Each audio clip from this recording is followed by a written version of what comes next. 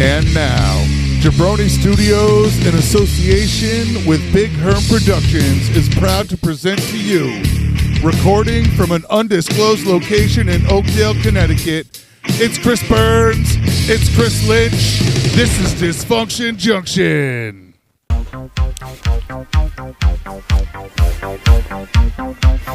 Welcome to the first ever Dysfunction Junction Draft, the Vintage Wrestling Family Edition.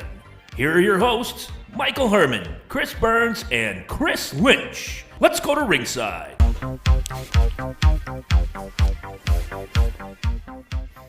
And welcome everybody to the first ever Dysfunction Junction Draft episode.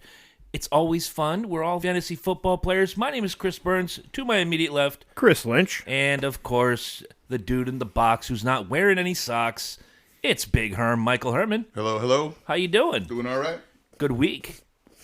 It was a tough week. It's my birthday. I'm not as young as I used to be, motherfuckers. You are not a spring chicken. No, but I still feel young until the next morning when I realize I'm every bit of 9 years old. Well, you're still younger than me. That is true. Then again, dirt is younger than you. So some dirt. That's yeah, true. Some dirt. Yeah. This is true. Not the newly tilled stuff. But I'm going to start off with a couple quick hits. Then I'm going to tell you guys how the draft is going to work, you, the listener. These guys already know. And then we'll take a quick break. We'll go into the draft. Got a quick hit from right here in Norwich. There's been a building at the four corners of East Great Plains since, like, God was a baby. It was an old auto joint. Oh, you noticed they were taking it down today? This morning. And it's been there forever. The last time I think it was open was like 1987. I was still in high school. I'd walk by it, go to the old Cumberland Farms. It was Is right that next there. to the liquor store there? Yeah. Are they really? They're Tore taking it down this morning. Holy Finally. shit! The same soap that was in the windows that said, "We've moved 20 years ago to this new location." Well, it was still open when I went to Mohegan. And that was back in 90. Yeah, so it's about 20 years 90 since to it's been- 92. Okay, so you might be right. Yeah. Maybe it was open. But you think they could have tore that shit down a little earlier? I mean, come on, it's been sitting empty for fucking 20 years. They've been prime waiting real for a estate. buyer. Really? Yeah. Who bought it? Matchstick Jones? They tore that shit down in like half an hour. No, I heard. There's not much left. I heard they're gonna put some sort of a little store in there, possibly like a Cumberland Farms, something on that corner on that side of the road To compete with just mobile something similar guys like the and- mobile side. So it's something else on that one other corner. But if they don't have chicken and JoJo's, I'm not going. yeah, best chicken in town. Drunk chicken and JoJo's, the best. Many a night where Herm and I would be, well, I don't want to say drunk. A little buzz. We've been going drinking on, though. But we'd been drinking, and man, I'm fucking hungry.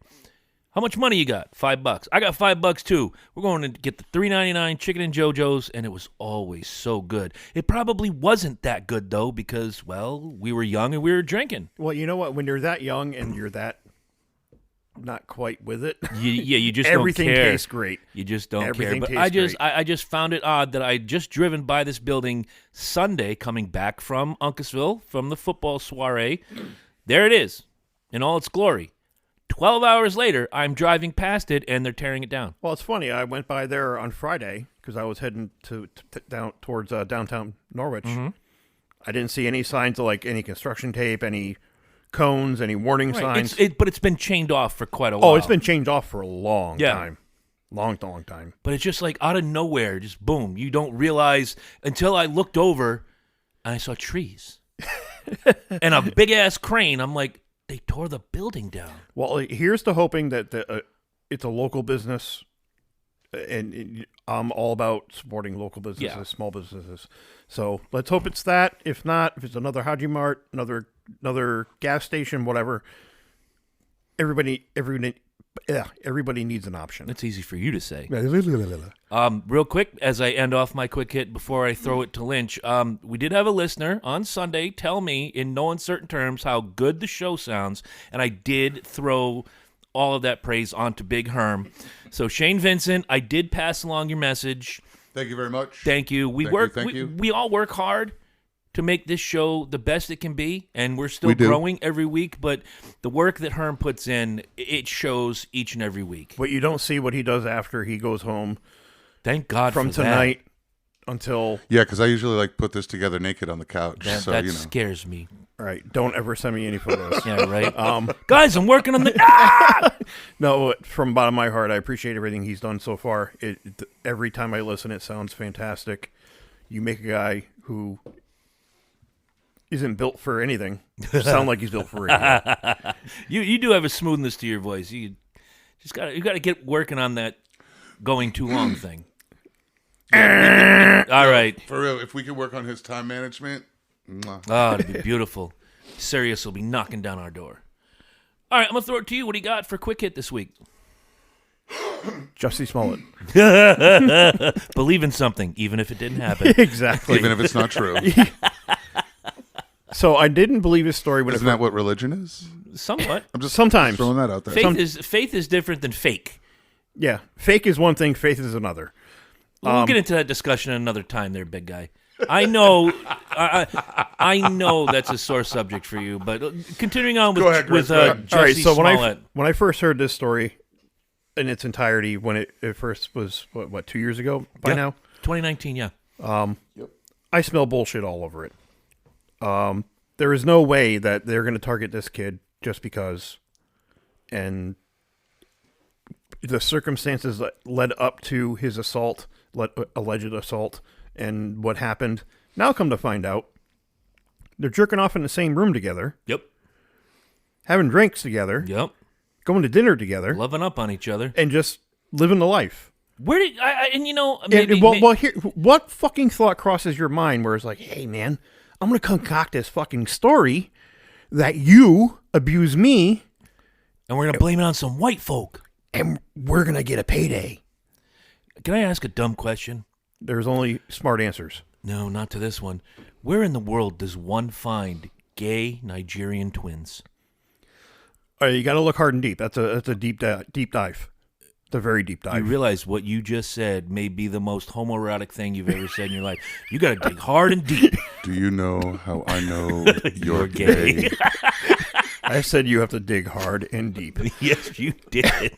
But no, it's just between the three of them, how the fuck did they come up with this plan to try to pull the wool over a judge and a jury's eyes? At this point, I don't know and I don't care. What pisses me off the most about it, and remind me I know he got rung up. He's been convicted. Right. Are any of those charges felonies? I believe so. Can we just adopt him now? He would never do it. No, he probably would not. never do it. But I wouldn't either, because it's just such a perverse crime. He has to admit his That's mistake. true. Okay. Anyway, and that's what pisses me off is that he to the day he was arrested 4 days ago, he deny, lawyer up, deny. Mm-hmm. Just admit that you've made a fucking mistake.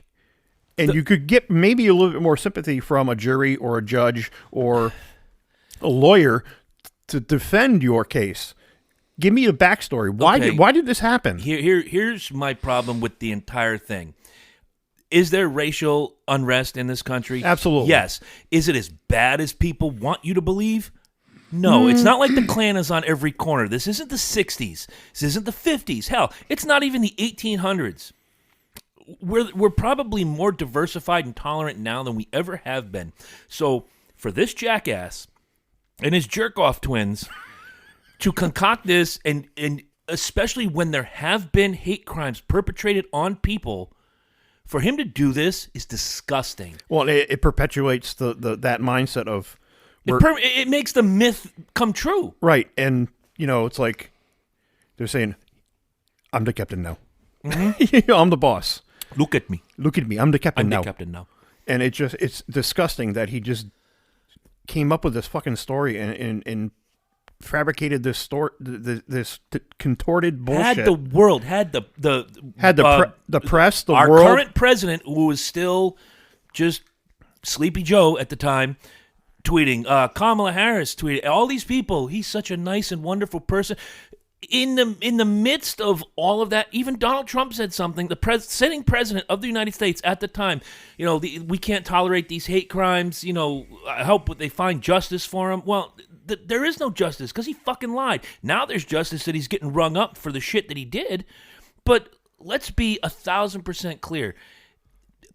he basically created a hate crime, blamed it on, and I quote, MAGA hat wearing white guys who said, and they put this noose around my neck, and this is MAGA country. You just painted these people into a corner, and you got all this sympathy and all of this, and then we found out. The truth be told, and you know what? I have zero sympathy for him. I hope he gets rung up on every charge that he's being charged with in the fair court. Yep. I hope he gets his day in court, and I hope he... Oh, he's got his day in court. He's just got to get sentenced now. I just want him to get what he deserves. His One of the things number one, waste of resources. Yes. He should have to own up and pay. There should be restitution for Absolutely. the waste of resources that was entitled in this, because they wasted so much fucking time in investigating this bullshit story about the news, about this, about that. Fuck you. You lied to me. You lied, and perjury. Charge him with perjury, because he swore. Did he lie to the court? Because that's where perjury comes in. There is a charge. I'm going to have to look it up, where the misuse of the resources, like the police, the investigation team, etc., so forth. You should get rung up for that. You should have to pay for it. But there is no, maybe not perjury, but making a false statement. Yeah, and that's a felony. Yep. Depending on the severity of the crime, that's a felony. Well, one of the things that always bothered me about the story was he's going to Subway at 2 a.m. First of all, who the fuck goes to Subway at 2 a.m.? You go get chicken and JoJo's at 2 a.m. That's right. And he never lost the sandwich.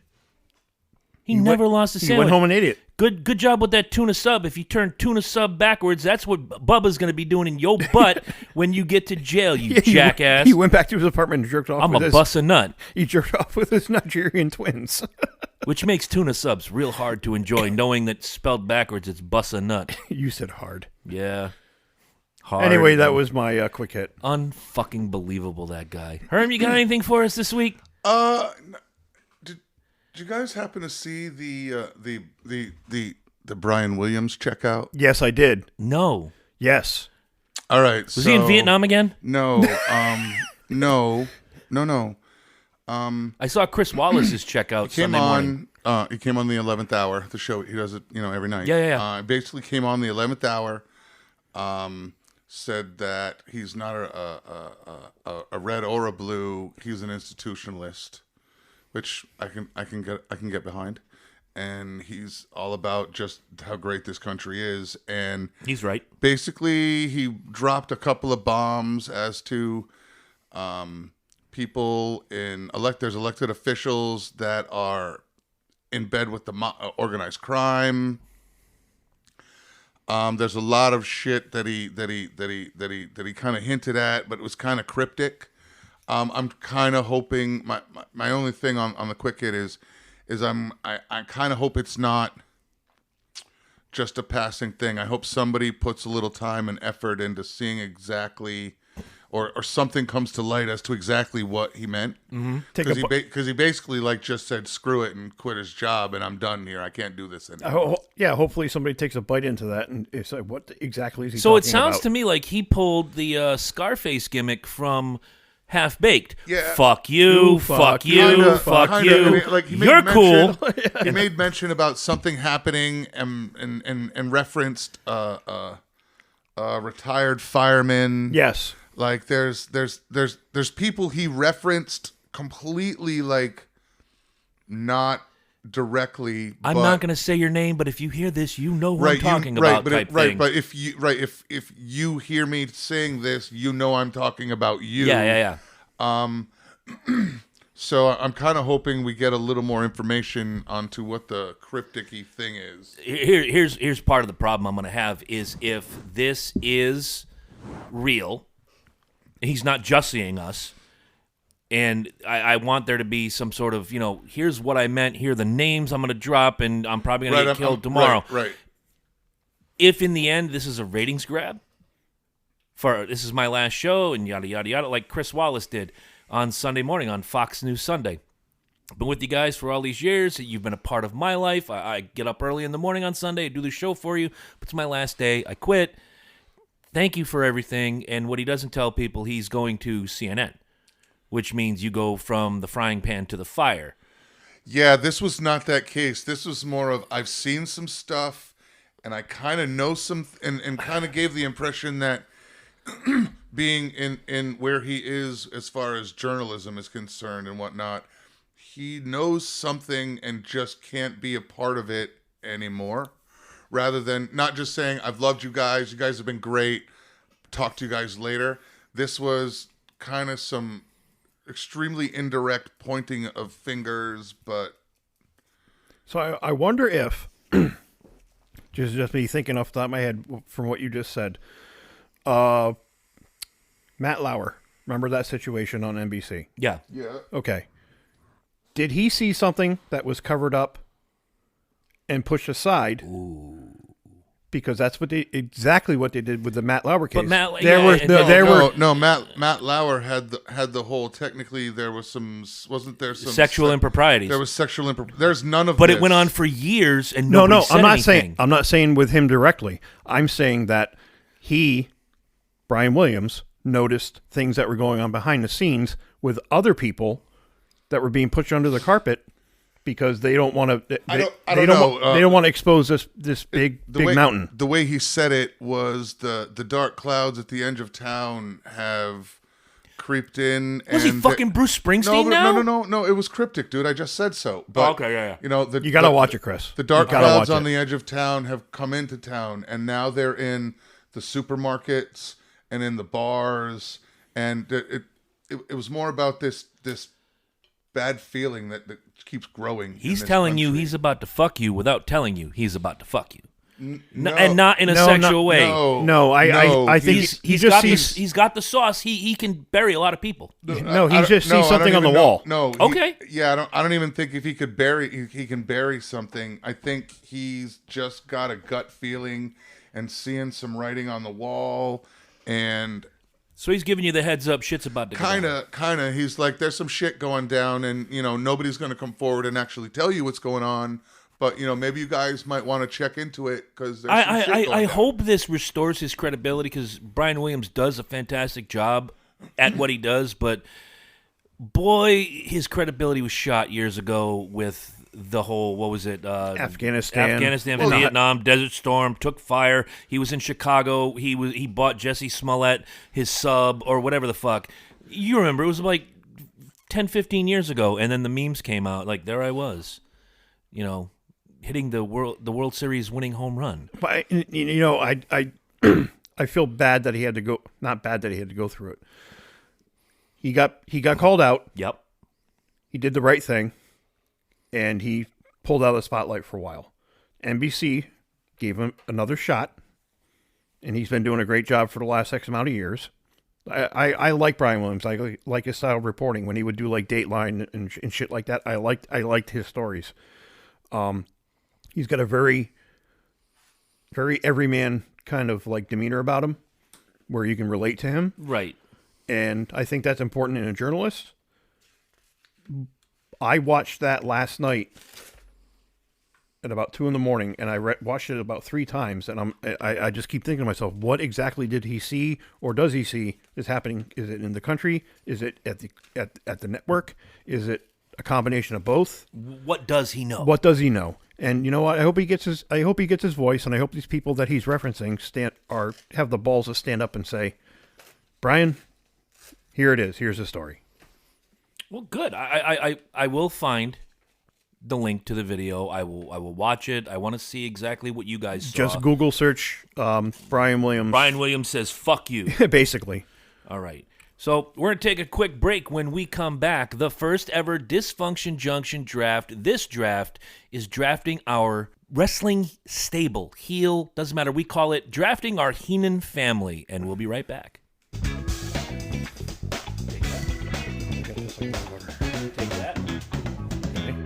And welcome back. That was a good break. And now we are going into draft time. Yes, the Dysfunction Junction draft. We'll do more of these episodes. And you can throw us ideas at junctiondysfunctionshow@gmail.com or visit our Facebook page and put up a post. Hey, guys, what about this kind of draft? What about this kind of draft? But today, in honor of the 10th anniversary of my very good friend passing away, Jeremy Dalton, we were both big-ass wrestling fans. I'd thrown this subject at the guys, and we were not quite sold until I remembered today, Monday, when we record. It's the 10th anniversary of my lifelong best friend passing away. He loved wrestling. I loved wrestling. These guys watched it. Look, people who say they've never watched wrestling are either lying to you or they like tennis. So, because at some point somebody says names like Hulk Hogan or The Rock or Steve Austin, they go, hey, I know that guy. John Cena is one of the biggest, and in The Rock now, Dwayne Johnson, multimedia superstars. And of course, you're going to get curious. Oh, I'd like to see what he did before. And they watch wrestling. It's not closeted like it used to be in smoky armories. This is multi-billion-dollar business, and we're going to take our portion of this multi-billion-dollar business, and we're going to draft our Heenan family. I've got the hat right here. Herm is going to pick the first piece of paper. We're going youngest to oldest.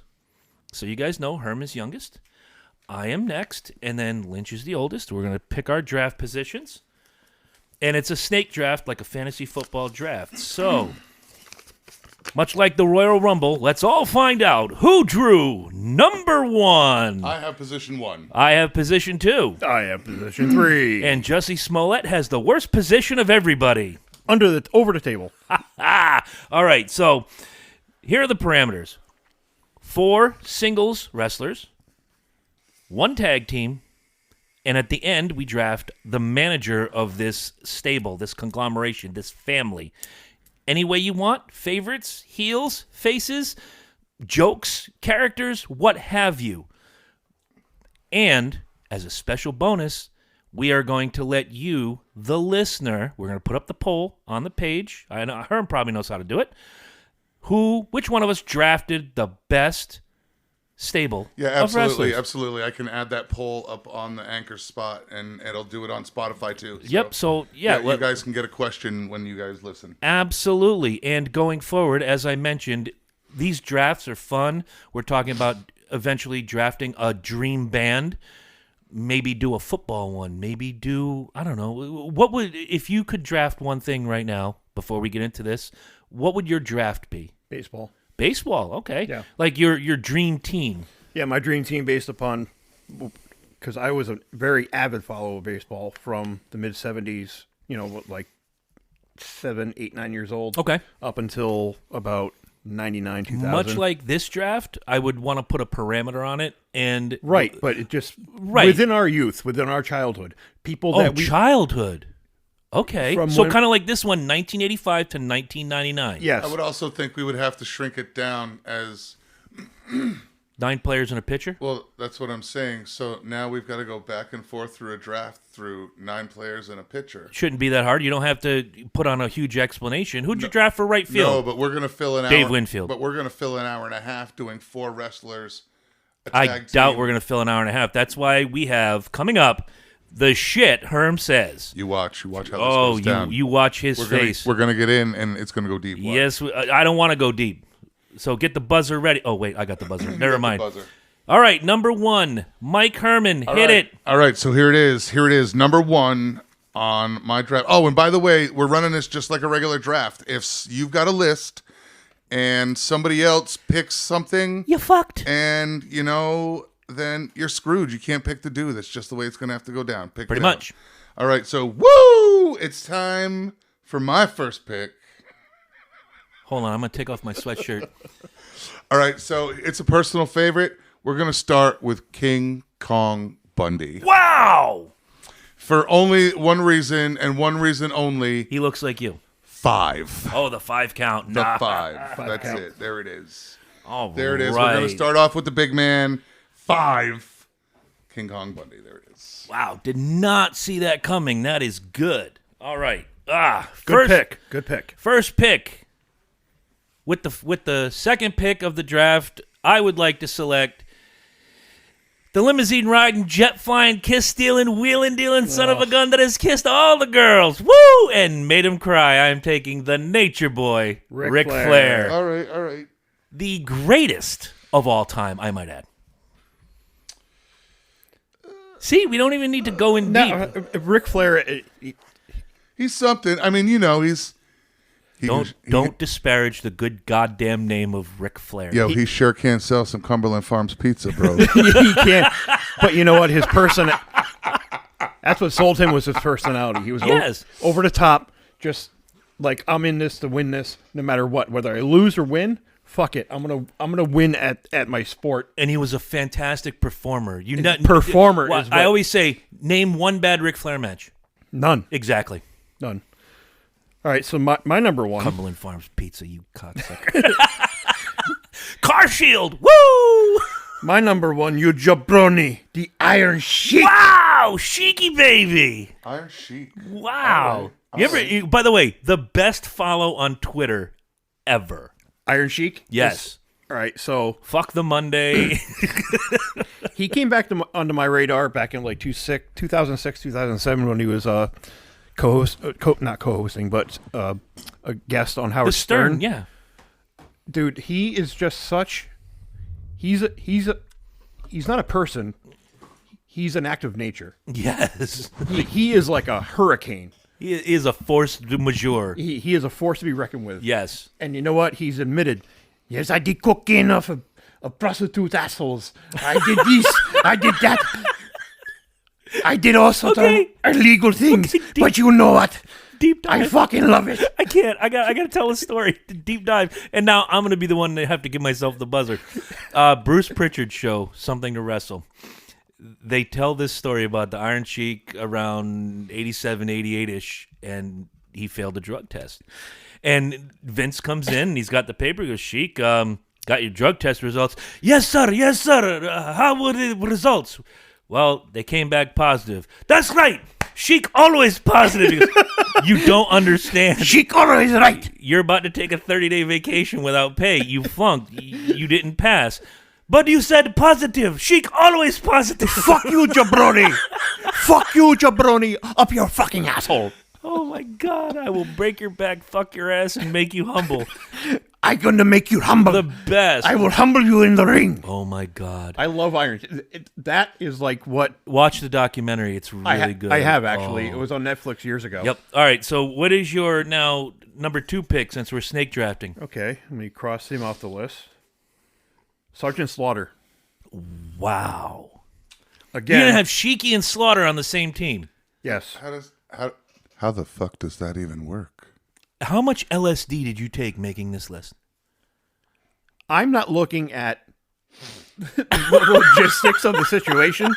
I'm looking at what I fucking enjoyed. I understand. Like, do you realize what it's going to take just to house those two assholes in the same stable? Oh, it's going to be like an 8-foot thick fucking concrete wall. Completely separate compounds. Like, nobody can live in a house. There's not enough coke and crack for those. For real, there isn't. Literally, there isn't. And they fucking hate each other. Now, in real life, not really, but not on really the characters. in real life, but their characters do. In real life, they're buddies. But that's, to me, you put them in a tag team together. Holy shit! That could be fun. Wait, they were in a tag team together in the early 90s. It was like 91, 92. Yeah, good call. Shit. So, okay, everything I just said is stricken from the record. No, but it's just, again, he's another guy that just bigger than life, force of nature. I don't give a fuck what you think. I'm gonna do what I'm gonna do in the ring, and I'm gonna make you guys happy. All right. I like it. I like it. So who's his second number 2? All right. Well, I went with the jabroni beating, pie eating, eyebrow raising, trail blazing, elbow dropping, son of a gun. I took The Rock. Oh, you fucker. Oh. Bitches. I'm not sure how I feel about that right now. Come on. He's not on my list, but I just don't know how to Flair and The Rock on the same team. Come on. It makes sense. That's a lot of ego right there. That's a lot of ego. True. And The Rock was a really good villain in the early part of his career. Do you smell what The Rock is cooking? Yeah. And just running everybody down. A performer, a showboater. Yeah. He put energy in the crowd, and he got people pumped to watch the next match. And he gave me the greatest gift of all, which my daughter hates to this day. Where do you want to go to eat? It doesn't matter where you want to go. The "it doesn't matter" was just amazing. Yeah. Love it. And he's a smart ass. Well, his character was a smart ass, much like Ric Flair's character was a smart ass. I had to take The Rock. Well, and the person deep down below Dwayne The Rock Johnson is a fucking very intelligent, very smart, very Just a articulate good human being. just a good person. Right. You know, Agreed. and that's why he did make my list. I don't care what any of these people are in real life. It's literally all. I about the I character. agree because I don't want to look. Hey, and one of my honorable mentions. We'll talk about that. Yeah, I'm sure. But all right, Mike, you are up. Pick right. number 2. All right, so number 2, we're gonna do the Beast from the East. Oh boy. Bam, Bam, Bigelow. So good, so good, so good. So good. Didn't care. Would just rip you in half. Yeah, Bam Bam. That's it. There it is right there. That's number 2 in my stable. Oh wow, that's good shit right there, bro. That's a deep dive. Yeah, kind of. That's a pretty deep dive, and I remember him. I love Bam Bam. And Head I tattoo remember and all. enjoying him. Yeah. And He was good for a big guy. He can move around like a lightweight. in his heyday was right around. I don't want to sound like an idiot, but I want to say, wasn't it like the mid 80s to? Well, he had his first big run, mid 80s. Yeah, Mid-80s. Kind of fell off, and then in the mid Oh, 90s, that's right. And It he was came- early to mid 90s. he came back. he had he WrestleMania had a that we big went run. to against Lawrence Taylor. Yeah, he had the whole thing with LT Don't that year. smoke crack. so I remember him from Don't from smoke his crack. 80s run. Yeah, That's how far back I go with Bam Bam Bigelow. absolutely. That's a great pick. So you got another one on the docket. Yeah, Let's go. Yeah. All right. So my next wrestler is Vader. Oh my God, he was almost on my fucking Do you guys list. see where do you guys see where the team's going here? We're gonna call it Wow. team beef. Right, Yeah. like pretty much like team will kill you.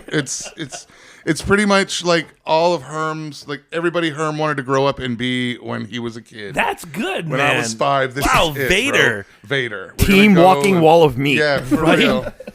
For real, it's like team beefiness. Veal tense. All right, so I'm going to move on to number 3. Doubt he's going to be on anybody's list, but he's on mine. I am going with Mr. Perfect, Kurt Hennig. I had a feeling that one was coming. So knew good, that man. He coming. was so smooth in the ring. I wouldn't be surprised if Rude's on that list as well. Why don't you shut up?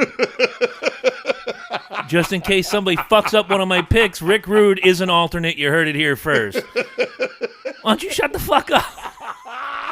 No, man, that's one of the beautiful things about Peacock and having the WWE be a part of it. I can just plug in a Kurt Hennig match and, again, name a bad Kurt Hennig match. You can't. Cut the music. All right, so Lynch has got 2 picks coming up in this snake draft. Let's hear your number 3. Number trace. I'm writing it down. Mr. Mick Mankind Foley. Wow, nice pick. You can go fuck yourself. I Team think I Beef just, has You can lost just- a member. You can just go I think I fuck just- right off in that direction. I think I just fucked somebody. Wow. Wow. I see so- a theme with all of our picks, and at the end, we'll break down why we did what we did. So, having met this man in person, he's like one of the nicest guys on the fucking planet. Ridiculously nice and Ridiculously nice. articulate. He's very intelligent, very articulate. And to see that childlike persona he puts on with the mask in the ring, playing the idiot character, like in a tragedy, Yeah. holy shit. He would draw, based upon the storyline, he would draw his opponent into playing that upon about one of his weakness. Yep. You fucking demolish people in the ring. Fuck yeah. He's a big motherfucker. Here's the beauty part of it, and I'm going to ask you because you gotta narrow it down. Are you picking Mick Foley, as Dude Love, as Mankind, or Mankind. as Cactus Jack? Okay. Mankind. Because Mankind is that idiot child savant that he The would tortured soul. Yeah, see, that's the pulling problem. The hair That was out. the character that worked with my groove. That Cactus. What, the Mankind? Right, the Mankind character kind of worked with the. You know what sucks? Doesn't matter if you pick the other 3 faces. You're still fucked because he I'm got still Mick Foley. because he got Mick Foley. So I'm it's like- sorry. I did something like this years ago with some friends of mine, and they picked was it Papa Shango, and I wanted to pick the Godfather, and it's the same dude. It's the same dude. and I got Do fucked it. out of my pick. I'm like, but it's a different character. It's the same Dude. Fuck. Good choice on I said this- Mankind. anybody picks Cactus Jack or McFoley or any of the 104 fucking names he uses, I will stab them. I need Mankind specifically for You this did list. not. You are not the father. You are not the father. Okay, so you're rounding out your stable of 4 singles before we go into tag teams and managers is... Ted DiBiase. Wow! Almost made my list. Yep. Again, another childhood favorite. Grew up watching him every Saturday morning on... Now I have a question. Okay. Does that mean he has to pull Virgil? Well, Because- one kind of goes with the other, but no, he doesn't have to. I'm just curious. He doesn't have to. You can keep meat sauce on the side. It's okay. He's another good follow on Twitter. What a fucking train wreck he is nowadays. Oh, yeah.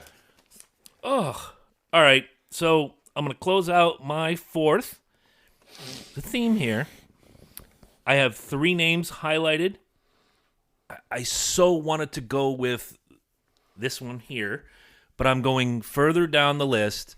I am taking this specific iteration of this wrestler. I'm taking Hollywood Hulk Hogan. All right. You're taking the heel. Hell yes. You're taking Black his heel. and white. I know. Chop it down with the edge of my hand. Because I know how much you truly love the red and yellow. I got into the red and yellow when he came back, and I had the T-shirt, the Hulkamania established, and when I met him, it was red and yellow Hulk. So, yeah, amazing. I loved. I liked Hogan as a kid, and then it got old.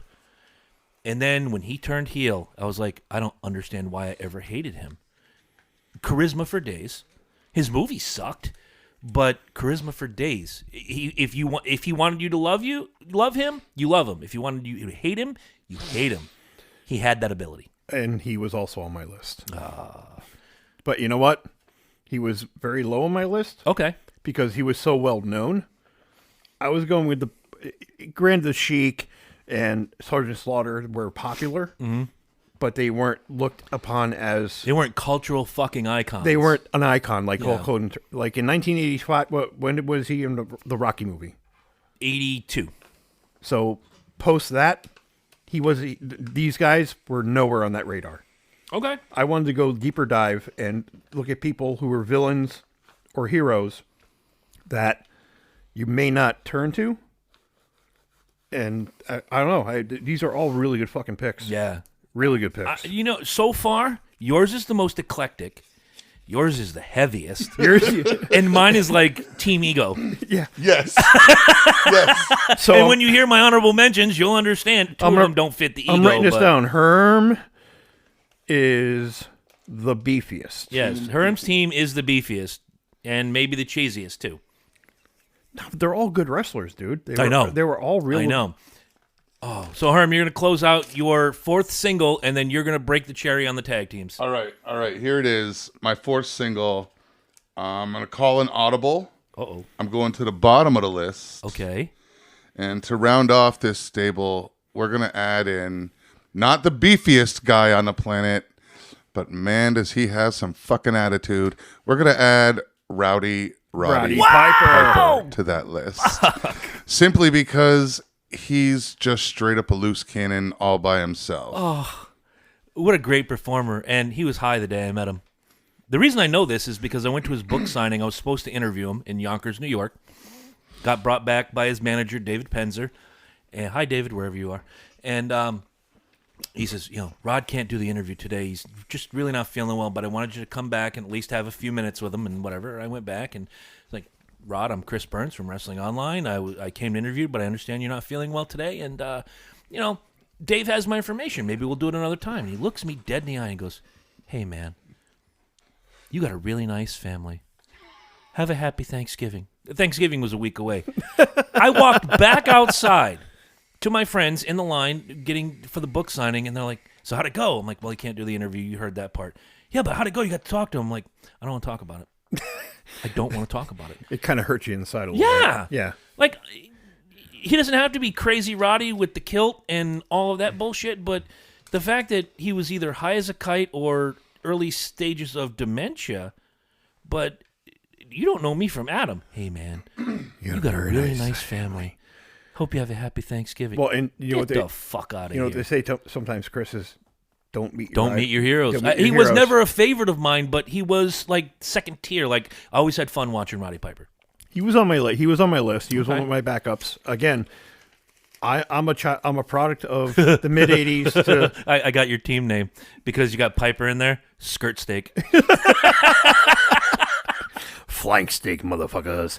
No, again, he was on my list as well because I'm a product of that generation of Right. wrestling. I got into it in the early '80s because of Hulk Hogan and Rocky and all that, all this other stuff. I have a couple other ones here that are deep dives as well. Okay. But I mean, I think so far, this is a really, He's really good. really good team. Learning a little bit too much about you guys with your picks, though. You know. All right, Herm, break that All cherry. right, Your we're going to tag break team. the cherry on the tag team. Now, I'm going with an extremely specific year for this tag team. The tag team came on the scene. They, after a short amount of time, there was an issue. They wanted to replace one of the members on the team because he was too recognizable as a wrestler that he had wrestled as before. I know where you're going. I think I do too. And there was some issue with that. So they brought in a couple of other wrestlers and they weren't good. So I'm going with, after they've been sold, the contracts have been moved, I'm going with the 1986 iteration of original Axe and new Smash. I'm going with Barry Darsow, 1986 Demolition. Wow, Nice. that's awesome. Very good. Well, Very good. this is gonna piss Herm off because I got 3 teams listed. Well, I got 4 teams listed, and my original pick I'll put in the honorable mentions. But if he's got Demolition, I'm going with the Legion of Doom, the Road Warriors. I knew that one was coming. I was like, oh man. God bless Joe. I miss him to this day. I miss his text messages. I miss everything about him. But even when I was a kid, and I told him this in the 10 years we were friends, you know, the Road Warriors were like, to me, like top notch. You'll never be better than the Road Warriors, even though, you know, they're my favorite tag team. 1A is on my honorable mentions, which we're all going to breeze through the rest of our list, honorable mention style. But, man, if he's got Demolition, I'm taking the Road Warriors. The original and the best. That's a good pick. Kind of fucked me, but You want me to change my pick? no, absolutely not. I'm digging deeper into my list that I have here. He's got the Mulkey Brothers. No. You know who the Mulkey Brothers are? Wait. He has Jumpin' Jim Brunzell and B. Brian Blair. Killer Bee. The Killer Bee. That was on my list. Oh, shit. That was on my list. I didn't want to make it my top tag team, though. I saw them and I was like, no, I'm not even writing those motherfuckers down. Nope. I can't wait to hear this. Running around the stage He's looking got like, me. He's like, got I me. got to dig. I got looking to like dig. a Wasp concert. What's wrong with a Wasp concert? Fuck like a beast. There you go. All right. You guys fucked me both. That's not my problem. Thankfully, I was I never don't- a tag team guy. I was the only guy doing the fucking on the singles side. You're welcome. Nobody skated my picks. That's Yeah, beautiful. nobody on your team's big I mean, enough like- to be on my team. One of the Hulk Hogan? 310 pounds? Yeah, but he's a little pretty, though. Fuck off. One of the earliest ones would be like the Anderson family, Ooh. but All that's right. way Arn back. and Ollie? No, Arn and Ole were... No, Arn and Ole were still around 80s. 85 Yeah, to 86. 88, 89. You go on their roster, Arn is on their roster till like 92, 93. Yeah, he retired in 97. Yeah. So, yeah. So I wrote it down, but I didn't do the research because I figured I'd have my, The Andersons, though, wow. That's Yeah. cool. Is that your pick or no? I'll take the Andersons. All right, Arn and Ole or... Yes. All right. All right. Nice. Well, that fucked one of my teams, but all right, since I already picked my team, it really doesn't fucking matter because I took the Legion of Doom, the Road Warriors. Fuck you. All right, so since it's a snake draft, who's managing this conglomeration of every kind of style ever? Who goes next? You. Do the snake draft. You got your manager, and then I got mine, and then he's got his. Bob Backlund. As a manager? Yes. Yes. He was a manager for a short spell. He was. He did. Wow. Yeah, I can see that with his eclectic kind of. Backlund, manager. Yeah, Right there. he was right. Okay, all right. Ooh, I got to cross him off the honorable mention gimmick, but, well, he's still an honorable mention. You heard it here first. No, he was a great wrestler. But as a wrestler, he was on my list. Not as a manager. Wow, what a fucking turn. Good job. Yeah. Again, diving deep, look in their past, look Yep. at their history. Yep. What did they do previous or prior or consecutive with their wrestling career? Okay. Well, there's really only one pick for me for manager. Anybody who's known me for more than 30 minutes or watched wrestling with me knows that the next two words out of my mouth are going to be Jim Cornette. Yep. The Louisville Slugger I even did that. I was himself. like, all right, managers wide open. As long as I leave Cornette alone, I'm good. And my Fuck it. honorable mentions are just as good, but for what I've already dubbed Team Ego, and that's really not. I may as well just stick with Team Ego. There's nobody other than Jim Cornette I want to lead this team. Absolutely 1,000%. I'm naming mine Team Crazy Train. I like that, especially with Bob Backlund at the helm. That man almost tore my arm off doing that interview.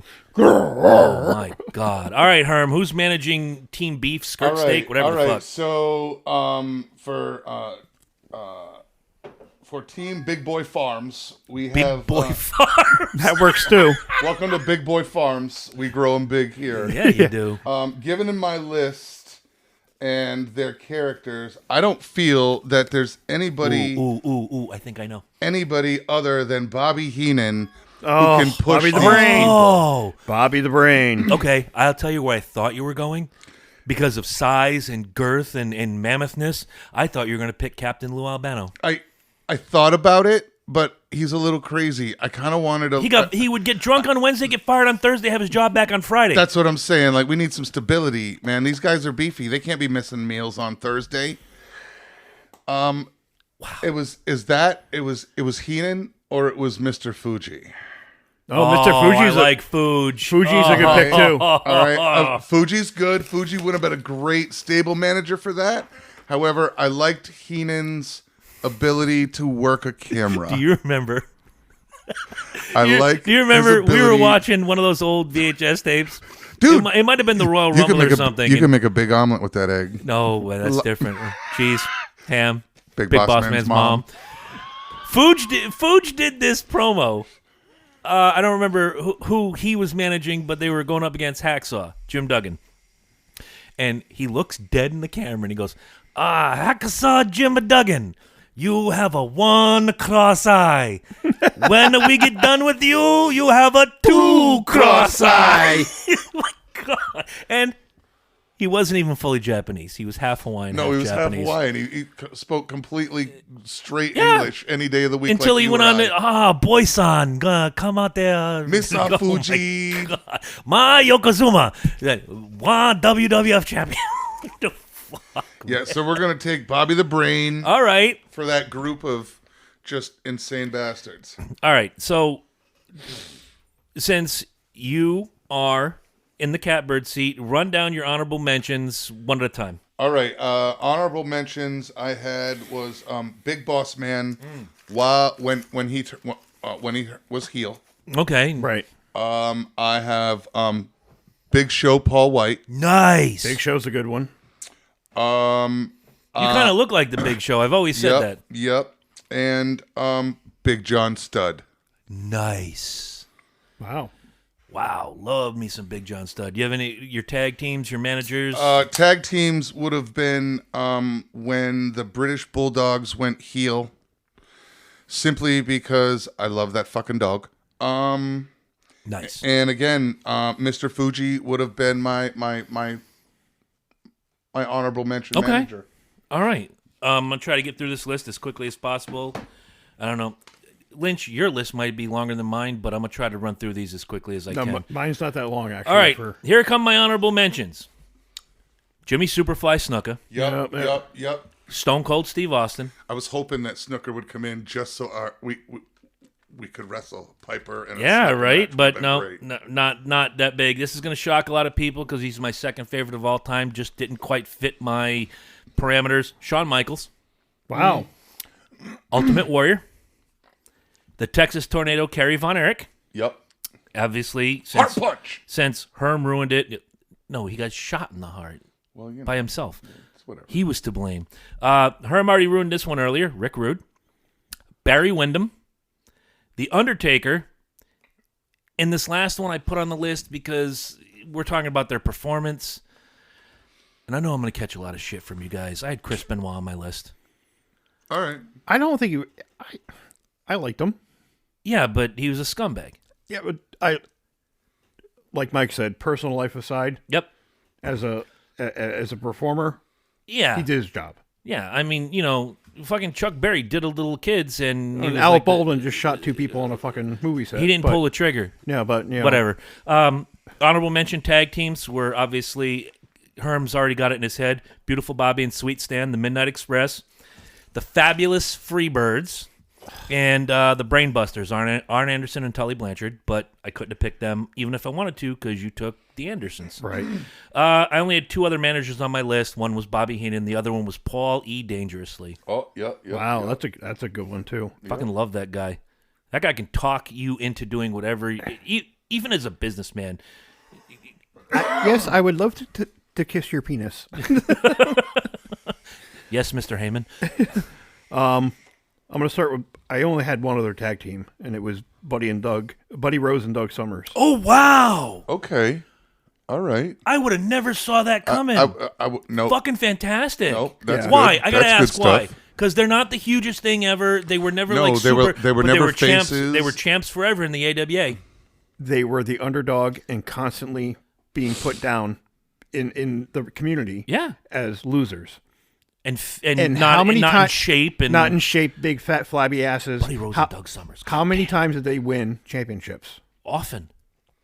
That's why I liked them. Wow. They're the big little guy. Mind blown. Yeah. Wow. That's definitely interesting. That's good shit. The bloodbath at the Showboat is on the Peacock if you want to see that. The Midnight Rockers against Rose and Summers.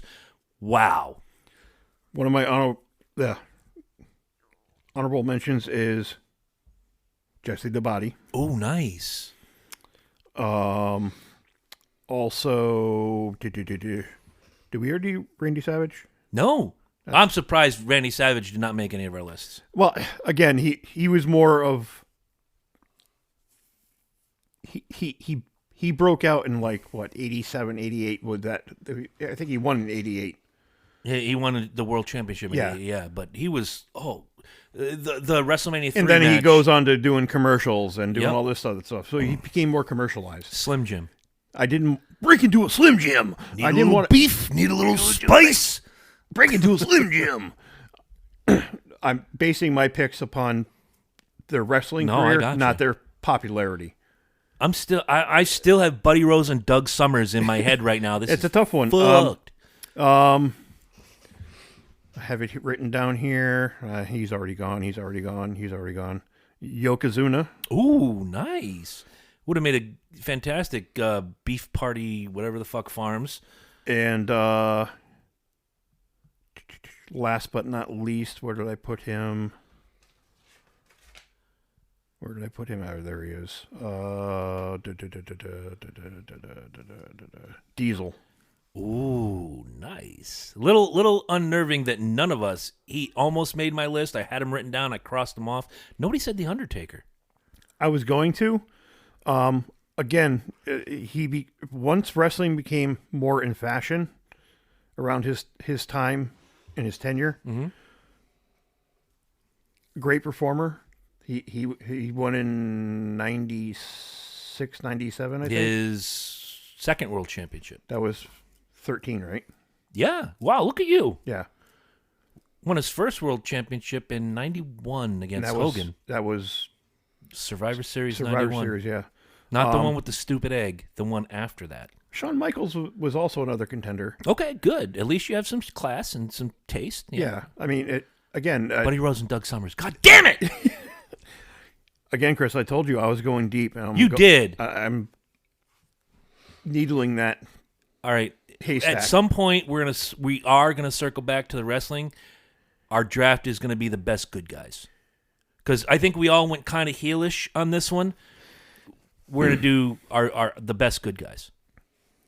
Even if they were, they had a little heel run, but as a good guy, we're just going to, that's it and whatever. So real quick, we're going to take a break and we're going to come back. And when we do, guess what? It's the shit that Herm says.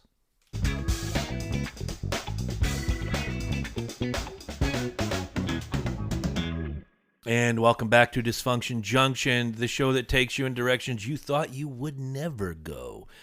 But when you get to the fork in the road, take it. I just want to make mention, I mentioned it earlier in the episode, that today's the 10th anniversary of the passing of my very best friend on this planet, or at the... Look, I don't want to disparage any of the two gentlemen in this room, but Jeremy Dalton was, in fact, like my true best friend in life. And we were just having a discussion off air about... With most people, you can pinpoint when you became friends, like with Lynch. We had known each other. We'd hung around each other. But it was a Motley Crue concert in about 2000, 2001 where we just connected, and there's no getting rid of me. Herm, I have no fucking clue because we hated each other when we first met. Just kind of happened. And somehow, organically, we became buddies. And if it were me, I would probably point to working together. Yeah, I would have to say that. At the Arches. At the Arches, working at McDonald's. Yeah, and you get me, to learn. Doc, and Smitty. Doc, Smitty, Larry, God rest his soul. Dusky, God rest his soul. Dusky is the same. Timmy Reichert, although he dropped off the map. Nobody's heard from him in years. He's probably a hermit. I talked to his sister a lot, but I want to share that story about meeting Jeremy. And here's a guy that I'm new to the school, and you get the study hall gimmick. And I just happened to be downrange of Jeremy, and everybody, if you didn't get the cool, book covers, you did them out of like paper bags. Yes. Stop and shop bags. Yeah, Stop and Shop bags. Same. Some of us were not as smart. Well, I say some of us, not that I was one, but they would cover it with the printed side and not the side that's plain where you can now You always draw use design. the inside That's of what the I'm saying. bag. Because now you can decorate it, and that moves forward. I had my books decorated. Certain books, like English, was all rock and roll, and math was like like sports heroes, and science had all my little wrestling guys on it. Speaking of the wrestling, which is tonight's kind of theme, he had a picture of, strangely enough, the Road Warriors, and I kind of looked down. I'm like, you like the Road Warriors, man? Me too. It's like, oh, cool. I'm Jeremy. That's all it took. And we were friends from that day in 1988 until the day he died, 10 years ago today. And I talked to him 3 days before he passed, and he was a little skittish about his surgery. I just had my own heart scare, and he's like, dude, we're going to get through this together. We will. Don't worry about it. Let me get home. Let me recuperate, and it just never happened. So tonight, we dedicate this episode to Jeremy James Dalton, a better person I don't think I've ever met, unless he wears a collar and goes to the church on Sunday. Jeremy was just salt of the earth. And with that, I say that Jeremy was blunt and said what he had to say at any time, didn't matter. It's kind of the same way you are, Herm. Sometimes Herm just says shit, and he's not meaning to be rude or he's not meaning to be funny. He just says shit, as we all do.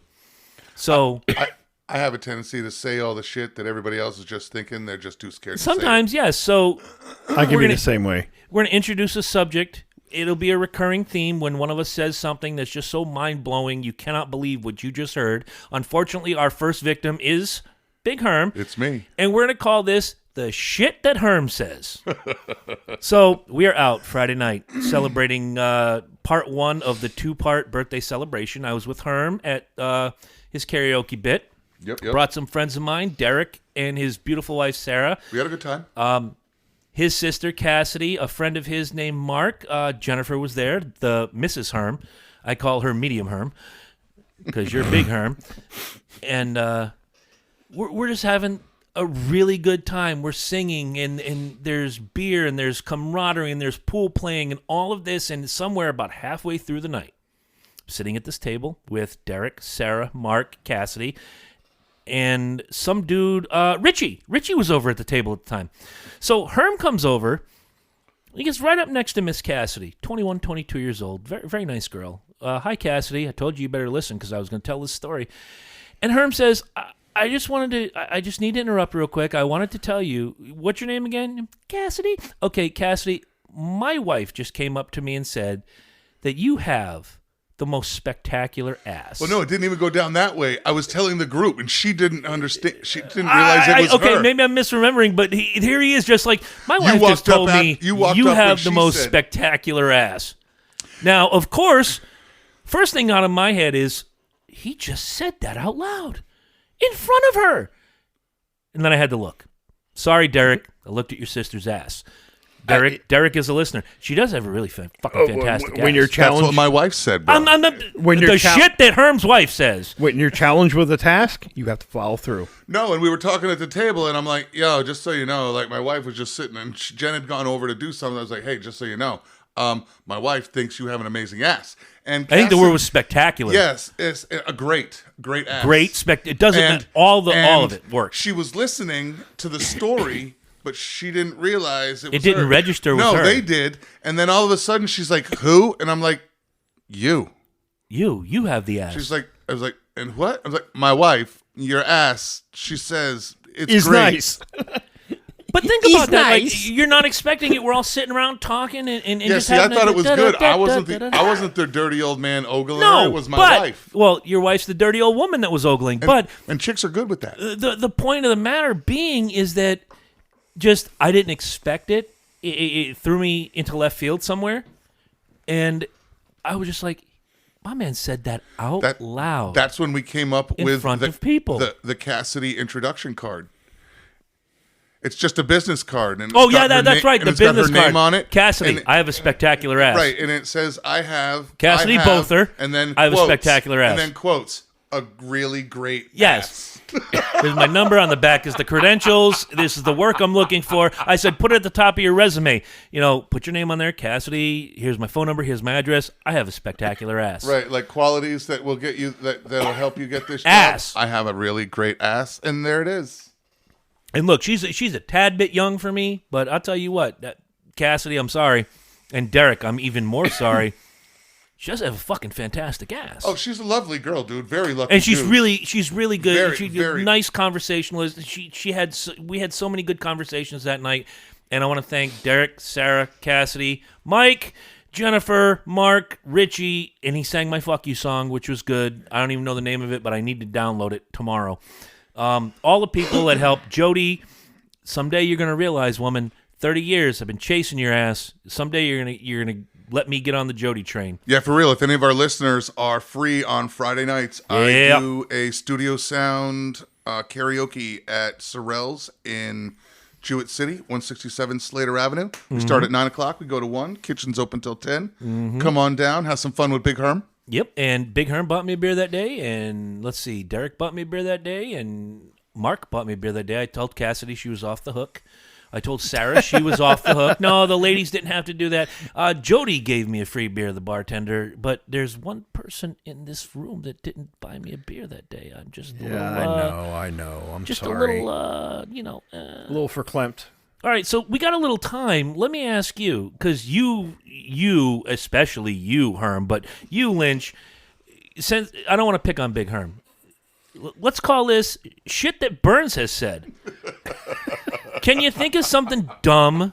Like with you, it's too easy sometimes. And I pick on you, but it's how you know you're gay. You've never really said anything that blew my mind and went, did he just say that out loud? But is there something you can think of? So I save that for a selective audience. Not necessarily my friends. Strangers. Okay. Because I want to get that reaction out of people. Okay, I'm gonna make your pick for you. It's not only shit that I said, it's shit that I did. And I'm going back to I gotta do the math in my head. 2010. I just moved back to the area. I know exactly where you're going with this too. You take the story from here. So I'm working at a package store up in Plainfield, Connecticut. It was a part-time gig. Part-time job after my Mohegan full-time gig. Now, Burns had just moved back into the area. I'm standing there behind the counter. He walks in with his toddler. She was about 2, yeah. About 2 years old. places her ass first on the counter and says, "Here, watch this." I'm like, what the fuck? I don't see the problem. I'm like, you had an issue. You asked Nor do I. You asked another human being, You see right? a problem, you make a solution. I thought it was great. Modern problems call for modern solutions. Exactly. So Mr. Burns goes marching back into the beer cave, comes back with an 18 rack of Miller Lite I think it was a 30 rack that or day. whatever. Could have been. Doesn't matter. It was And I'm Miller holding Lite. Emma, and she's looking at me like recoiled, like, Are you my daddy now? what the fuck is this? Who is this dude? I give you one baby and the 30 rack is free. I want the jacket too. The jacket. So, I mean, it didn't surprise me that Burns did that. I was Because just it's a very Chris thing to do. I ain't going to lie to you. it was. Hey, do me a favor. Watch this. Yeah. Yeah, and I'm just like, I'm literally picked this kid up off the counter. I'm like, what the fuck do I do with this? Yep. Where do I feed it? Yeah, right? Does it come with instructions? What do I do if there's inclement weather? And she was looking at me like a wide-eyed, head pulled back. Oh, if you yeah. can imagine, like a snake recoiling, Oh, yeah. and just looking at me. And I'm like, the fuck hi, am I doing here? hi, Emma. I guess I'm Chris. I guess. I could be Frank. You don't know.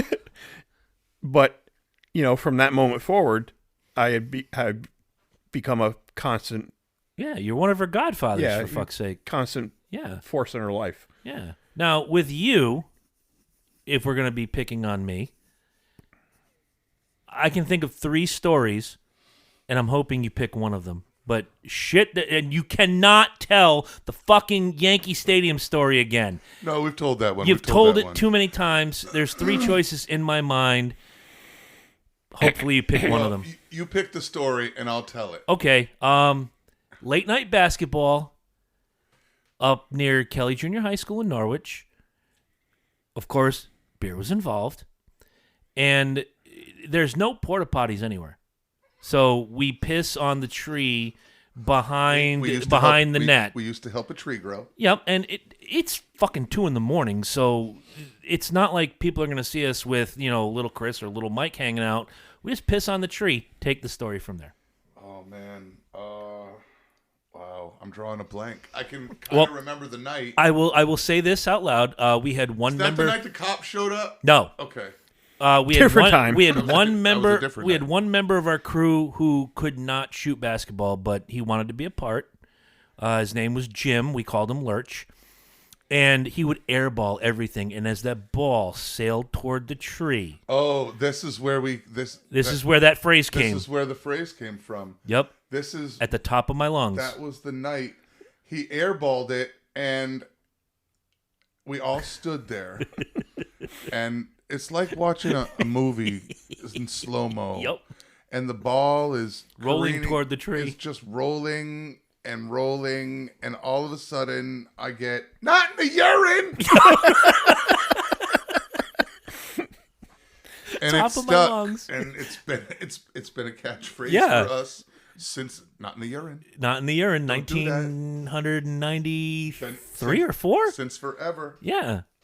Wow. Yep. That's one of my favorites. Yeah, we used to do all kinds of crazy shit. Yep. We had a shitbag apartment way back in the early days of man when the earth was young and the crust was warm, where we didn't have a dartboard. So I took a fold-out 8-page poster of Andre the Giant and put it on the wall, and I cordoned off his body parts for points. And Mike hit one day that hit his earlobe and just hung. Now, when we took this poster down, the drywall was fucked. But from that day on, he became Andre the Coolin' Giant. Andre the Coolin' Giant. Now, fast forward boy. about maybe 3-4 weeks, Dipshit was talking a lot of shit. And I was like, dude, you keep doing that, I'm going to throw this dart right in your foot. And he goes, fucking do it.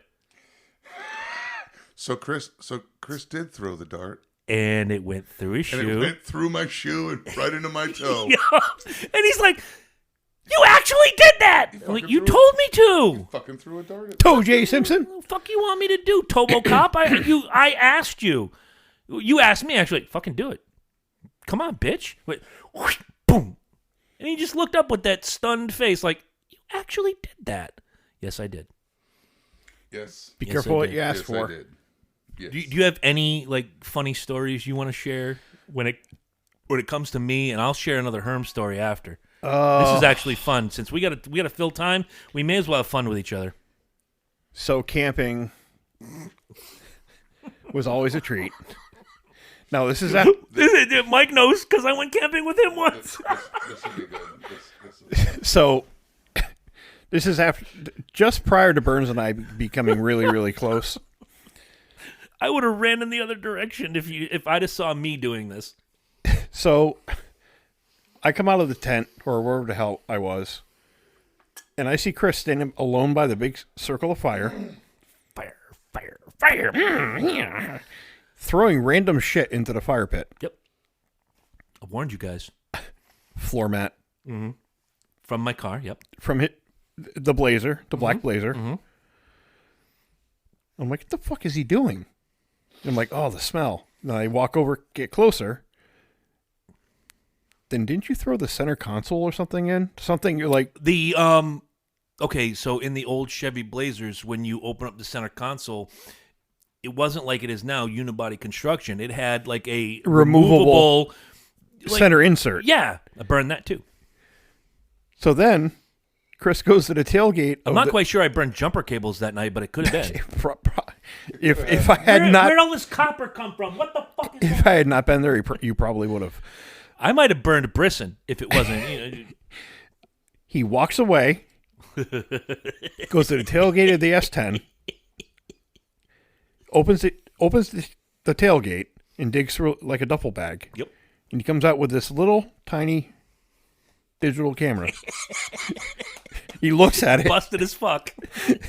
He looks at it and goes, Chris Burns lots of things. And he throws it in the fucking fire. And the fucking lithium battery is like, pah, pah, pah, pah, pah. I'm like, oh my God, we're all going to fucking die tonight. Right here on the lake. I have burned books. Not the way the Germans did it.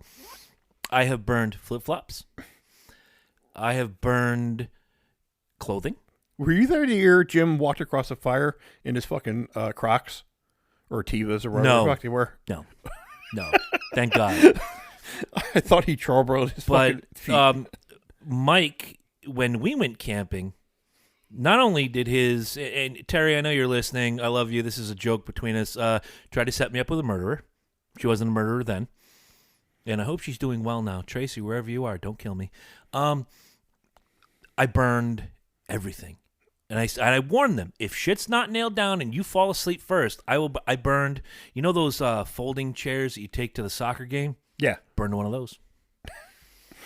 Didn't matter. I didn't know whose it was. They left it out. Noxious fume be damned. Fuck it. I don't give a fuck. I'm still alive. So are all you. Well, we're probably missing a few brain cells, but... that goes with the territory, though. Well, yeah. I am almost 50. That's true. I'm glad you're here. Yeah, well, because you had a scare a couple years ago. Yeah, several. Another episode for another time. Come on, Mike. You got a good story? I've already fucked with you. I might have another Mike story in the chamber waiting to go. No, I don't have a hell of a lot of stories. Not you that a lying son of a bitch. No, not that I can think off the top of my head, though. That's the thing, is I need stuff that triggers them. All right, let me see if I can. There's so many of them. But... See if I can think of one. Because we told the ShopRite story a couple weeks ago. We have told the urine. We've told, no, we didn't tell that one, but I don't know that I should tell that one out loud. My daughter does listen, so does my niece. Hello, Emma and Cammie. Hello. Lynch, that was the same Motley Crue concert where it was either Jim or myself, or maybe a combination of both of us, pissed on the concourse. Oh, yeah. And the girl that I was very friendly with that night was like, oh my God, did somebody pee here? I'm like, no, my friend got drunk. He puked. And she was like, okay, yay, here's my titties.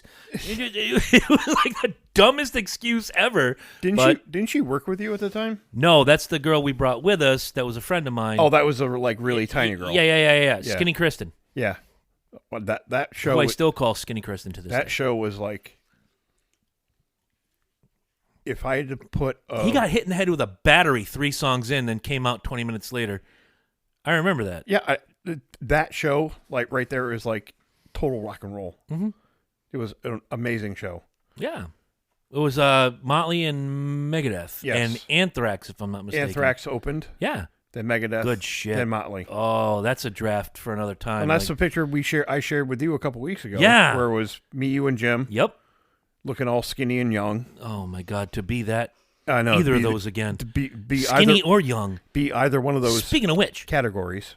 look at this morose motherfucker over here losing weight hand over fist. and Good job, Herm. Yeah, Thanks. go Big Herm, man. You're doing a great job. And We're going to have to call you like not Big Herm or Medium. We have to change Jen to Small Herm and you to Medium Herm. Medium Herm. When you posted that the other day on Facebook about whether I should go further and more, you do what you got to do for yourself, bro. And I think you're doing a fantastic job right now. Do what you want. Dude's always been a And bigger do- dude. And And do what you feel comfortable with. I'm not fat, I'm big boned. You don't know me. That's not my purse. That's not my purse. Propane and propane products. You people got problems. No shit. That's why we're here. Very deep-rooted problems. All right, let me see. Let me come up with a good Herm story since we're all fucking with each other now. And Lynch, your idea for like doing another deep dive into the who we are and why we are who we are and why we need therapy. That's a great idea, and we're gonna do it. A Mike story. Let me think. I gotta think of a really good one because I don't want to disappoint. Okay, got one. So Mike got a job at one point. We're all rooming together, and he got a job at the Franklin Mushroom Farm. That job was horrible. And he worked sure. he worked with a dude. Now, I did not witness this, but every day was a news story about this Spanish dude he worked with. And one of the things he would do is, I guess it was very humid and thick in the particular section that they worked in. And Mike would come home, just make us all piss with laughter, talking about this dude. And he'd be like, "Oh, it's so hot." And he'd start taking his fucking clothes off. Oh, that was everywhere. Johnny. Thank That you. was Johnny. It get hot, and Johnny would just start It's so dancing. hot. It's so hot. He'd start taking his clothes off. Look, I'm like, what the fuck is going on here? What the hell is this? This would happen 3 times a week, and the story easy. never got old. Yeah. It happened at I was least in wearing- the summer. Johnny. It would happen at least once a day. Oh yeah, Johnny did it hard today. Yep. Got all the way down to his drawers. Yep. And nobody said shit. He's in Nobody his said drawers, shit. and nobody says shit. No, because he put his clothes back on, but he just had to lose his shit. Like what the? Having been through that production line, I know how hot it was. It sucked. But I was only a salesman then. I Yep. didn't have to work in it. I remember ticket giveaways where if I couldn't get a hold of him, I would call somebody you know very well, who I'm going to keep their name quiet until they feel okay with me saying their name on this show. Like, hey, look, I've got these tickets to this show Sunday at the sub base. I got to give them away. Nobody's calling in. Hang on hold. Your caller 10, who's this? Hi, it's... Name redacted. Where are you from? Norwich. Well, you just won 2 tickets to Bon Jovi and Extreme at the sub base this weekend. Yay! What's your favorite station? Name redacted. Just stupid shit like that we all did when we were young. And again, going forward, that we talked about it a couple weeks ago here on the show. Shit that we did when we were young that maybe we're not extremely proud of, but God, it was such a good time. Well, it was a different Handing time. your stepdaughter out the window and getting bitched at by the neighbor. It's 61 degrees out here. That baby should have some clothes on. And grabbing a Monday Night Raw t-shirt and wrapping little Courtney in that shirt. Swaddling. Like, here, now she's covered. Shut up. For real. All right, I'm going to tell one last story. We can get out of here. And Herm, you fill in the blanks that I cannot. All right. Because old school memory Jones, we had a neighbor who was a cop. His name was John. That was his first name. His first name was Jonathan. Yes. And his last name was John. So John. everybody called him John. You know John. Yeah. Okay. John, if you ever listen to this. He killed Mike Riley in that garage. I swear he killed Mike Riley in that garage. Anyway, so he owned this house, this 2-family house, and underneath lived another cop named Garth. Garth hit a deer. And instead of just leaving the deer on the side of the road, he brought the deer back to the house. They hung it on the clothesline. And John wrote a suicide note for the deer. Yeah, so And in part, yeah, so Garth hangs it, right? to drain it, and he's going to render it. He's gonna butcher it down. Yeah, Yep. I got you. And John puts a note on it. Well, then John goes to work. Mm-hmm. All right, and Now Garth wants revenge, and that's going to lead into the next story. So Garth wants revenge. This was that little neighborhood that we lived in, and everything was like you get a nut, and that's going to come up in the next story. 2 a.m. Get out of bed. I'm like, fuck. What do you want? Come with me. So this is how this happened. John writes this suicide note for the deer and tacks it to the deer. And this cruel world, yada yada yada. I didn't know whether to hang myself by the neck or slit my wrists or slit my neck and hang myself by the wrists. It was the funniest fucking thing you've ever read. Garth comes home, sees the note, he's like, fuck. He got me again. So then he employs the tag team of Chris and Mike to exact revenge. John goes to work. Get a hacksaw. Fuck! All bad stories start with get a hacksaw. I want to put this deer in John's boat. Oh my God. So yeah, go ahead. Now 3 guys lifting this big-ass heavy deer into the boat. So we dragged the deer across the driveway, Yep. all right? Because what happened was, I don't know if Garth hit it or if it was there at an accident. I think he hit it because... But whatever it was, there it is. So John's at work the next day, all right? So John's at work. So Garth decides we're putting this fucking thing in the boat. So Garth has free access to his boat. Pretty much, it's out in the open. It's right in the driveway. Like we did. We could walk into the garage. We shared a driveway. The Yeah. garage was free range. You want a beer? Go in and get a beer. Just make sure you leave one for me. John's at work. So we drag this thing down. We drag it across the driveway. We fucking kill ourselves to get it into the boat, right? A 600-pound animal we and 3 drag guys. this thing into the boat. We get it in there. We drag it up to the front seat. We prop it. We figure out how to prop this deer up and get it there.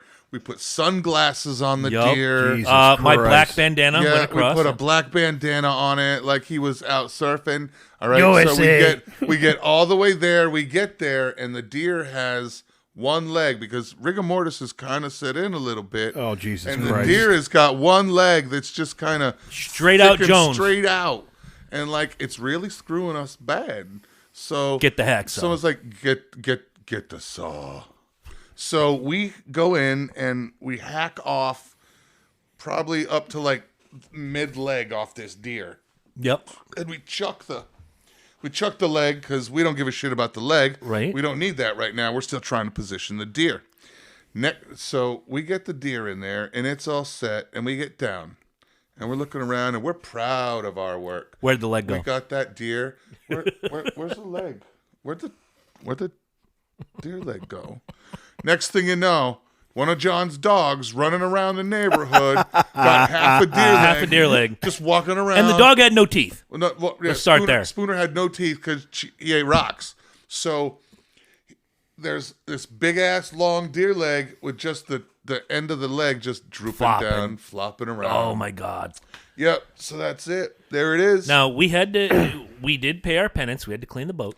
We did have to clean the boat. Now, we're going to fast forward a couple months. That was summer. We're going to go into winter, where John decided he was going to hang a for sale sign on the back of Garth's Jeep with his actual phone number on that tire thing that's on the back of the Jeep. Right. Garth never saw the back of the Jeep. He would come out the door and literally come down the stairs and enter his car. And I can only surmise that when he got to work, he backed in. Because he never saw the sign for how can you not see a for sale sign on your own vehicle? For about a good 5-6 days, Garth's just getting phone calls and phone calls and phone calls. I'm not selling my Jeep. Leave me alone. Fuck you. Whatever. So eventually he finds a sign. And the Northeast that winter got slapped with like a really bad snowstorm. Was that 93? 93, 94. Yeah, that was the nor'easter 93 then. Yep. And we are in the apartment. Neither of us can go to work because we drove shit boxes. So we are playing video games and we're drinking and we're just like, you know what? We're going to call it a night. I've had enough, whatever. We're just getting into that beautiful feeling when you know you're falling asleep and everything's good. And Open get the up. door. Like, fuck. Mike opens the door. It's Garth. You got 15 minutes. Get dressed and come with me. John had just bought a beautiful cherry red Camaro. And he says, come with me. We go into the garage. We get a couple of shovels. We bury this Camaro. We took all the snow from the driveway Yep. and put it on top of John's We had the cleanest driveway, even during the storm. There was an 8-foot tall pile of snow, and Yep. under it with was only John's Camaro. with only the antenna coming out of it. And then Garth looks at it and goes, get the hose. Sprayed the snow pile, knowing that with this Arctic temperature, it was going to freeze solid, at least that veneer on top. And we buried his car. And there's nothing we can do. We have two cops warring with each other on the prank list, and we're just, because we got didn't free care beer as long and vodka. as we weren't getting arrested. Yeah, we got free beer and vodka. That's all we cared about at that point. But if we got that knock on the door, get up, get your clothes, you're coming with me. Fuck. Why can't you two just stop? It was so much fun, though. All right. And to hear John, wait, now, keep in mind, John took the heavy-duty truck to work. He's a cop. Comes pulling into the driveway. You hear tires squeal. You hear a door slam. And you hear the words, motherfucker! Like, blistering. And we're like, we're never leaving this apartment again. If we go out there, we're going to die. We are going to be living here for John the is rest of our going life. to kill us. Yeah. So, go big or go home. Mm-hmm. April Fools. Which one? Which one? Jim Lalamier. Which one? Jim Lalamier. I know. I got him every year. The red Jetta. Yes. And the packing peanuts. Yes. Okay, so Jim, love him to death, is the easiest target on April Fool's Day. Dude. Which is my Christmas. Anytime I can play a joke on somebody is fucking fantastic. The year prior, I called at 12:01. It had just turned April 1st. His wife was in on it. And I said, hey, I know you're still at work and infancy of cell phones. I was like, I know you're still at work, but I just read a report on CNN.com that, Jimmy Buffett and 3 of his band members died in a plane crash. He just spent a ridiculous amount of money to see this talentless hack for another summer. I don't understand the appeal of Jimmy Buffett. I never will, but I knew how to get him. His wife was in on the gag the whole time. Jim comes through the door at 2:30 in the morning. Jen is laughing her ass off in the bedroom. Runs right into the computer room. She goes walking in, doesn't put her face in because that would have gave it away. Jim, what are you doing? Oh my God, I got a message from Burns that said Jimmy Buffett and 5 of his band members just died in a plane crash, and I know Jimmy Buffett, he's an amateur pilot, and the thing and the stuff and the whatnot. And Jen goes, well, if you don't find it on CNN, try MTV.com. He's going everywhere, and eventually he hits something that reminds him that it's April 1st, and she said the next words out of his mouth was, fucking Burns got me again. So fast forward a year. I'm going to leave him alone. I've done fucked with this guy 4 years running. Jen comes to me about a week before and says, what are you going to do to Jim this year? Like, I was going to leave him alone. She goes, no, you can't. Because he wants to get you in the worst way. And he is plotting and planning, and he wants to do this stupid stuff that would cost him money. The best pranks don't cost you a goddamn dime. We all know this. So there was a UPS store going out of business in Groton. They're selling everything dirt cheap. I said, Jen, give me a week. So I go to the UPS store. They're closing down. I'm shipping something to my friend in Cleveland. And, well, do you have any packing peanuts? Oh, yeah, we got like 5 garbage bags full. How much you want for them? $10 takes the lot. Done. Threw him in the back of the truck. Called Lynch. Called Ken. Paul Athey. Yep. And one other guy, I can't remember his name. And I'm like, we got it. We just have to get Jen on board. Now, the next day was Easter. April Fool's and Easter fell on the same day. So I said, Jen, whatever you do, make sure that you leave his sunroof open. So here we are, a bunch of idiots, dumping 5 huge industrial garbage bags full of pink packing peanuts into his car. We then, because it was Easter, we got the green Easter basket grass, put it on his left and right rear view mirrors on the side doors, plastic eggs. We just went to town. Then we went across the street to the filling station and hid while Paul, God bless Paul Athey that night, calls Jim on his cell phone, Speaker Jones. Jim, dude, you have to come get me. Dude, what's wrong? I'm at the music lady. Drunker and shit. I can't drive. Can I stay on your couch? All right, yeah, give me 10 minutes. I'm going to get dressed. I'm going to come get you, brother. Okay, dude. Yeah, okay, dude. Now, keep in mind, there were 5 of us involved in this. 6 if you count his wife at the time. He's dressed. We're waiting. We're huddled behind this car, and we're watching. He comes out. He gets to the bottom stair to get to his car. He sees this Jetta overflowing with pink packing peanuts, Easter grass, plastic eggs, and the next 2 words out of his mouth were, fucking burns. Fucking burns. I took offense to that. I'm like, this was 6 people involved to fuck you over, and you blame me. I always blame you. This is your thing. This is what you do. You live to fuck with me. You're right, I do.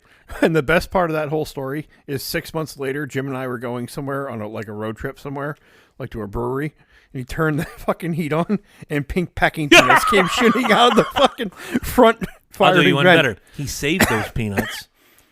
And when I moved back during my divorce and I roomed with him, he and Sam, when I left to bring Emma back, lifted the fitted sheet, put the peanuts on my bed, replaced the fitted sheet, and they were off to family weekend somewhere.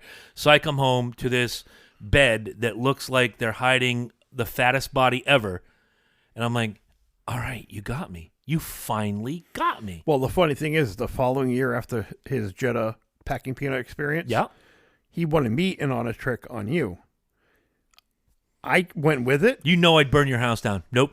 I would fuck you over. I went along with it, knowing, I was going to be out of state. So I fucked him. Nice. Nice. He's like, dude, where are you? But see, April Fool's Day is my Christmas. I love jokes, especially if they're non-harmful. I got roped in because as a Yankee fan, when the Red Sox won the 2004 ALCS and they went to the World Series, one of the guys involved calls me and goes, get dressed. I'm like, fuck, it's Garth all over again. We plastered his house, his fence, and his car with pictures of David Ortiz. And I'm the only one that got blamed for it. Of course. Not anybody else. Of course. Fucking burns. So, last thoughts? Anybody? Nope, Herm? I'm good. Lynch? Good. No, I'm good. I think this was a lot of fun. I had fun with these stories. And it all started because of the shit that Herm says. But we will have more of those as we say stupid things going forward. But in the distance, I hear a drum. And there it is. So we will see you guys next week. We're going to have, hopefully, some more fun. Maybe we'll come up with another draft. Maybe we'll talk about Lynch's socks. Maybe we'll talk about the shit that Herm cooks. Whatever it is, we'll see you next week right here on Dysfunction Junction. Peace.